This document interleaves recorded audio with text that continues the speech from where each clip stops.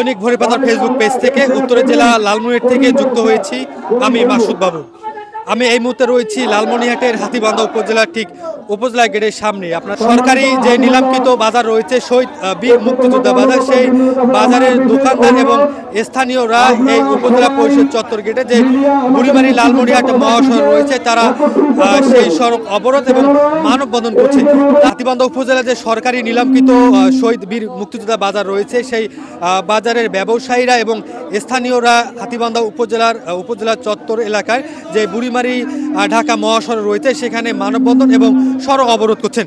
আমরা তাদের সঙ্গে কথা বলেছি, তারা যেটা জানিয়েছেন যে হাতীবান্ধা উপজেলার যে লালমনিরহাটে বুড়িমারি মহাসড়ক রয়েছে সেই মহাসড়কের বিভিন্ন স্থানে অবৈধভাবে সড়কের দুই পাশে বিভিন্ন যে পণ্য রয়েছে সেই পণ্যের দোকান দিয়েছে। এতে সড়কে গাড়ি চলাচল করতে গিয়ে প্রতিনিয়ত নানা ধরনের দুর্ঘটনার শিকার হচ্ছে। অপরদিকে যে শহীদ বীর মুক্তিযোদ্ধার বাজারে যে ব্যবসায়ীরা রয়েছে তারাও ক্ষতির সম্মুখীন হচ্ছে। তারা চাচ্ছে যে অবৈধ দোকানগুলো রয়েছে লালমনিরহাট বুড়িমারি মহাসড়কের দুই পাশে সেই দোকানগুলো উচ্ছেদ করে যে সরকারি নিলামকৃত শহীদ বীর মুক্তিযোদ্ধা বাজার রয়েছে সেখানে সেই দোকানগুলো দেয়। এতে যে বাজারের যে দোকান রয়েছে এবং সবাই একসঙ্গে দোকান করলে এবং রাস্তার যে দুই পাশ রয়েছে সেই দুই পাশে যে দুর্ঘটনার শিকার হচ্ছে সেগুলো থেকে রেহাই পাবে এলাকাবাসী। এবং আপনাদেরকে বলি যে হাতীবান্ধা উপজেলার যে একমাত্র সরকারি নিলামকৃত বাজার রয়েছে শহীদ বীর মুক্তিযোদ্ধা বাজার, সেই বীর মুক্তিযোদ্ধা বাজারের ব্যবসায়ীরা তারা এখানে এসে সড়ক অবরোধ এবং মানববন্ধন করছেন। আর যারা এই মানববন্ধন এবং সড়ক অবরোধ করছেন যে ব্যবসায়ীরা, আমরা একটু তাদের সঙ্গে কথা বলবো। মোড়ে মোড়ে রাস্তার পাশে হাট বাজার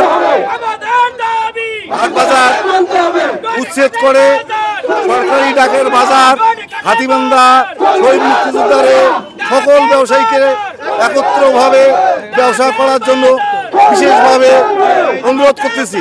আজকে আমাদের এই আন্দোলন, আমাদের এই মানববন্ধন, আমাদের এই বাজার ডাকের বাজার, এই বাজারে আমরা দীর্ঘদিন থেকে দোকান করে আসতেছি।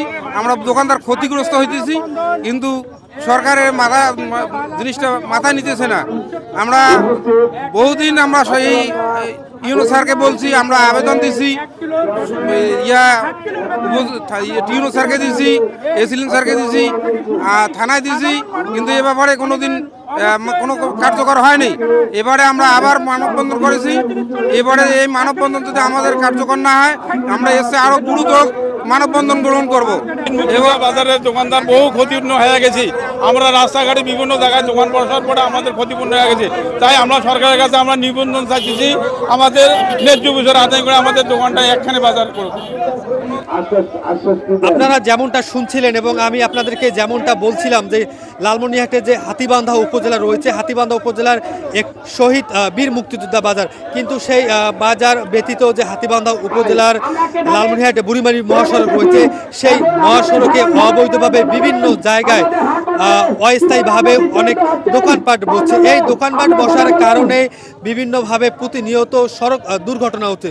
শুধু সড়ক দুর্ঘটনায় এতে অবৈধভাবে এবং অস্থায়ীভাবে যে দোকানগুলো বসছে এতে যে একমাত্র সরকারি নিলামকৃত শহীদ বীর মুক্তিযোদ্ধা বাজার রয়েছে সেই বাজারের যে দোকানদার এবং খুচরা ব্যবসায়ী রয়েছে তারা ক্ষতির সম্মুখীন হচ্ছে।